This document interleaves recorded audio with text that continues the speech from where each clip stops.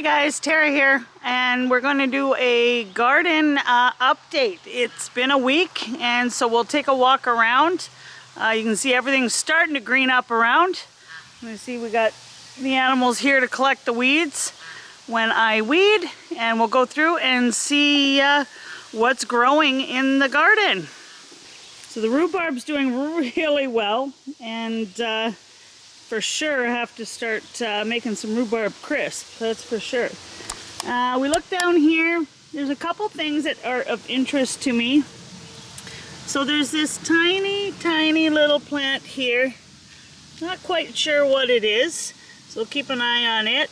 The blackberry is growing. Haskaps and honeyberries are obviously doing really well. There's a couple of the catnips that came back nicely. The asparagus, as we go up and up and up, is about 6.5, actually probably about 7 feet tall. I'm not sure if I see any newbies coming. Oh, there's, this is starting to grow. Can you see that? Very tiny in there. And then we go over, and this is the tansy. So it's making an appearance down there. Lots of oregano. It's doing really well. We had a couple days of rain. So what we'll do is we'll let the asparagus go to seed once more, and then we'll actually cut it off next year and start forcing the plant asparagus to grow from the root rather than the top. Catnip. Oh, you see the haskap berries are coming, so they shouldn't be long. You really got to watch those for the birds getting them. The birds really like them. All right, our St. John's wort. A couple of gooseberries. I see this different little one down here. It's kind of like a pointed leaf. So that could be the gooseberry. Never know until it actually comes up, especially with new soils. It can come with a lot of pre-seeded stuff in it. See my dandelions starting to make an appearance again, but we'll harvest all these and throw them over to the animals. They love them. I don't get rid of them totally because while I'm out here, you know, the animals like it thrown over. We did some more horehound in here. I see this tiny little horehound right there. And then the old one, doesn't look like I can see anything from the old one yet. It's too bad, it just probably got too wet. The coneflower. These ones are the safflower. So they're coming nicely, quickly. Marshmallow, lemongrass has all started. Right there. Oh, and our dianthus and I'm not quite sure the far one. These are the carnations. This one is dianthus. That one's slightly different. All right, marshmallow's getting tall. And these are a salad mix in the center. Almost ready to add a little bit more soil around the potatoes. I didn't water yesterday because we had rain off and on. So these are the cantaloupe, or the passion fruit. I planted a lot, it looks like. They were older seeds, and I wasn't sure what the germination was going to be on them. But apparently they're still pretty good. Carrots. I'm so excited for the carrots. I love seeing the carpet of carrots coming, because it just means the animals are going to get a lot of carrot tops. All right, so there's the May Queen lettuce in there. And we got the slow bolt lettuce in there, in the center. More carrots. Carrots. The weeds actually look pretty good in these.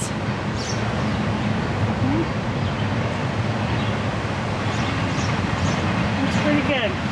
This is the cabbage. The Nero, it was really, it's a really unique type of cabbage. Let's see if you can see that picture there. It's a leaf cabbage. right. Oh, I see my wind is taking a few. I got to get these trees in. Mark has been bugging me. Where are you going to put those trees? Don't worry, I'll find a spot, hon.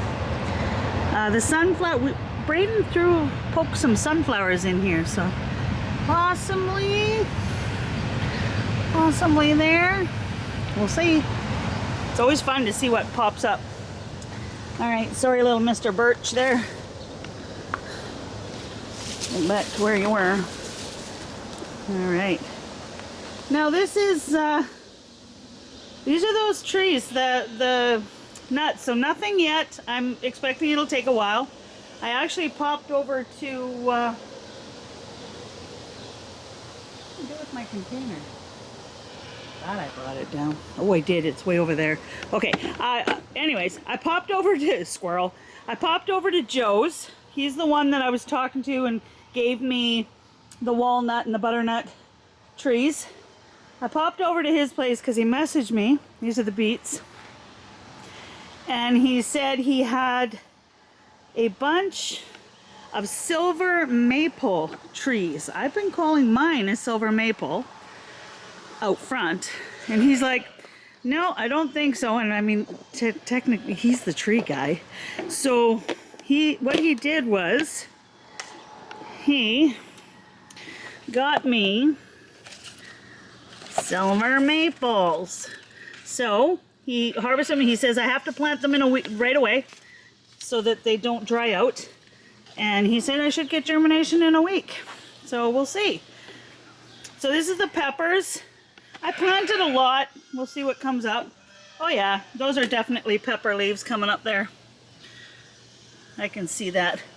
This is the one that somebody sent me and over from our YouTube channel. Thank you. More lettuce. These are all your bell peppers that I've saved from seed in the house through the year, or when I don't have any peppers. I harvest the seeds from those that I buy from the store. So we're gonna plant these in here. And lesson from Joe, take the seed. And I mean, until we know what germinates, we are basically gonna go like this. Pop that seed in there. We're gonna go right next to it. Pop that seed in there. And I'm gonna do this for the whole thing, because what happens is, if the trees grow, remember I said I didn't think I had anything in this one? What'll happen is, then I'll pop them and we'll sell the trees.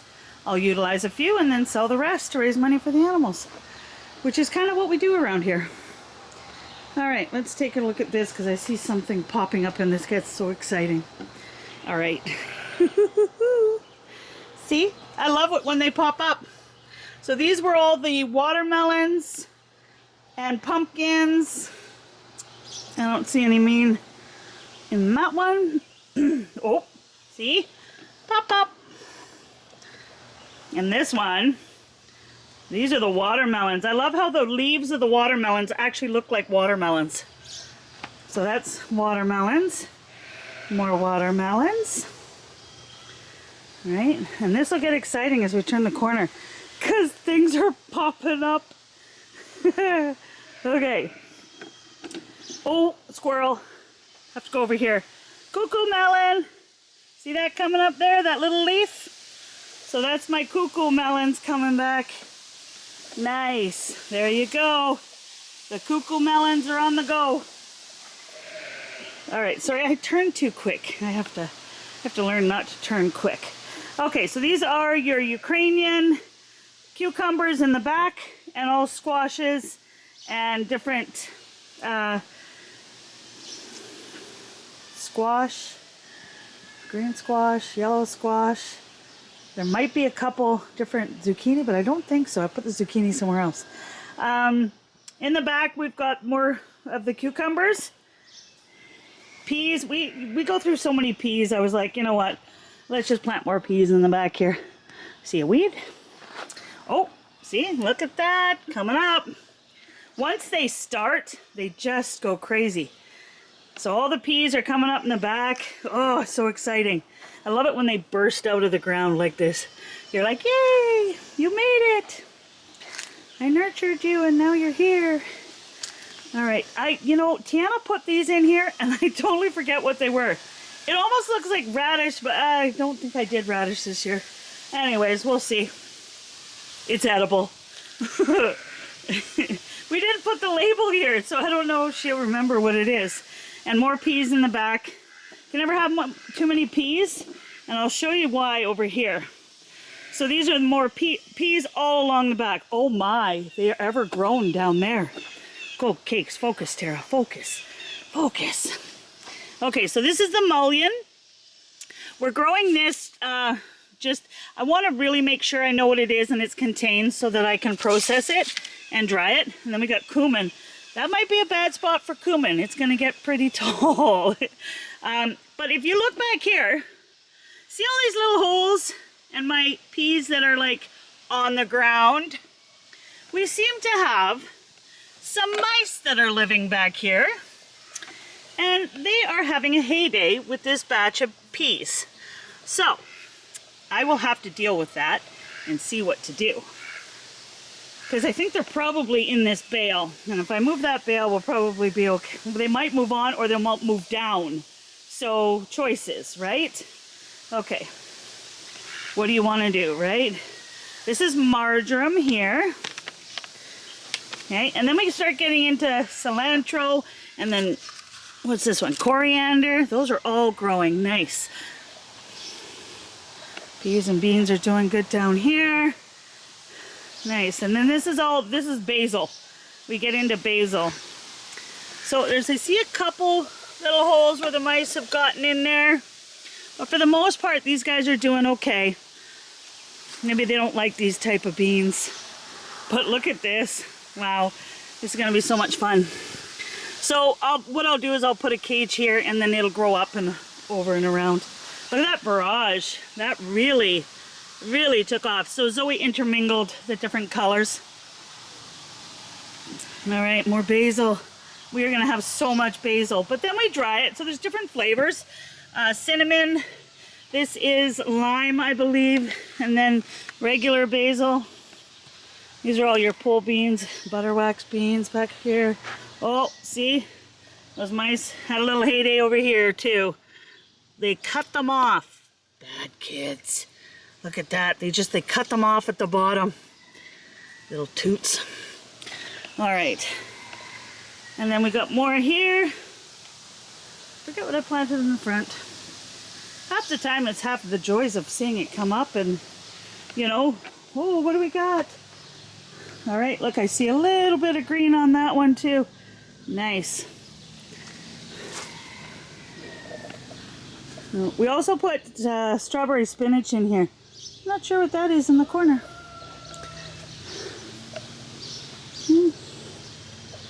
It could be a strawberry spinach. All right. See back here. It's neat when you come back every couple days. I just check on my chocolate mint. Oh. No. Still nothing. That would be disappointing if that did come back. That's kind of a cool one. Oh, it's just growing.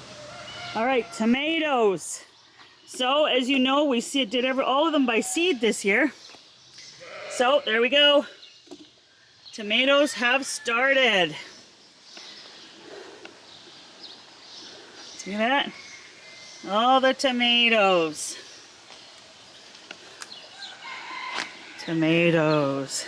Gotta love tomatoes. You know, they're amazing dehydrated. A zucchini. So we just plant zucchini straight in the ground in between these, and then it fills out. Tomatoes. And with all the cats in the house, it definitely helps to have the ability just to plant these outside. Now, if it had been cooler nights, like I probably could have planted them a little earlier, because there's room, and it's compost manure underneath. It will have a little bit of heat, so I could plant a little earlier and then put plastic over top and make these into little mini greenhouses, which is also interesting. Look at those raspberries. Oh, we are gonna have so many raspberries. Rows and rows and, oh, Last year we got about a liter a day. A liter? A small yogurt, like a liter. Is that a liter? 750 ml container every day. So that was cool. Strawberries. I have never seen my strawberries look so good. Awesome. There was just a bee on there pollinating. Oh, there we go. Bee pollinating that one. Right. And out of all of the strawberries that I moved over, it looks like I only had one that did not come back. So I've seen a lot of posts about taking the young ones off. So I'm kind of in contemplation right now as to whether or not, oh my, are we going to have strawberries? This is going to be the best year for strawberries. Look at that. That's just, woo! Bye, Jasper! Hola, Paula! What? You guys want to go mow? Hey? I'll be over there in a bit. Alright. So the plan for this week is to get this side done over here, because there's not much there other than my raspberries, and there's yarrow and stuff that we use over there. I got to identify this one.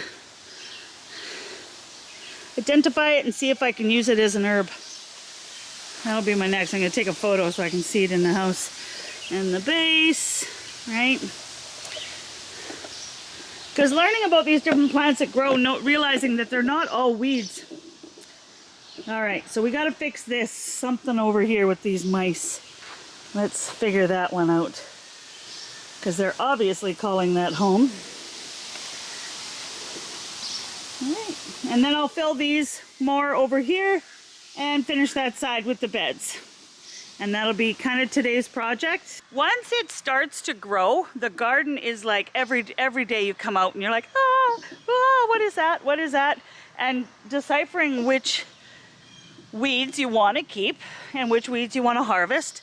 Like this was kind of neat because from the deck of the house up there, up there, we will often throw apples off the deck and into the animals. We whip them out here and I don't know, just an extra snack or whatnot for the animals.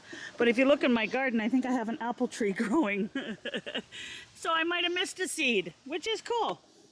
So you get these volunteers things going on and explore, Google it and see what you've got. Oh, my daisies. Oh, I'm going the wrong, oh yeah, I'm going this way. Okay. So this little pot was just kind of a try me. I love this Virginia creeper vine.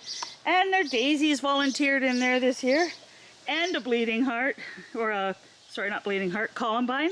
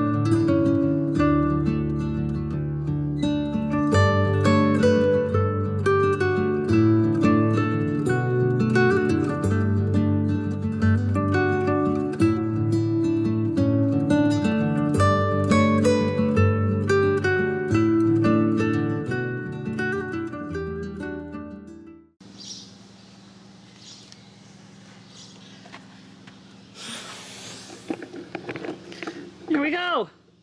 So that's all of the silver maple seeds planted. Thanks, Joe. One other thing that I just want to share with you guys, when it comes time to gardening, I find that when I first started, I was trying to follow the directions to everything on the packs. I was Googling too much.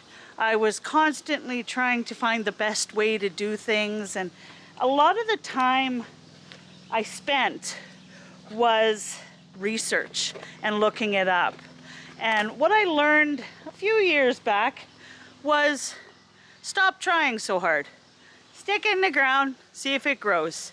I don't pay attention to any of your what plants go together, what plants go here, what plants go there. I plant it where I want it, and I don't overthink it. And you know what? It works pretty good. Even when it comes time to, propagating trees and all that kind of stuff, get the tree seeds, stick them in the ground, and just make sure they're well watered. And what grows, grows. And you'll learn that way. That's how I've learned a lot about the garden, is just by doing what you think nature would, if a seed falls from the tree, it falls in the ground, it gets wet, it grows. So stop, I don't overthink anything. So until next time, I will say see ya later.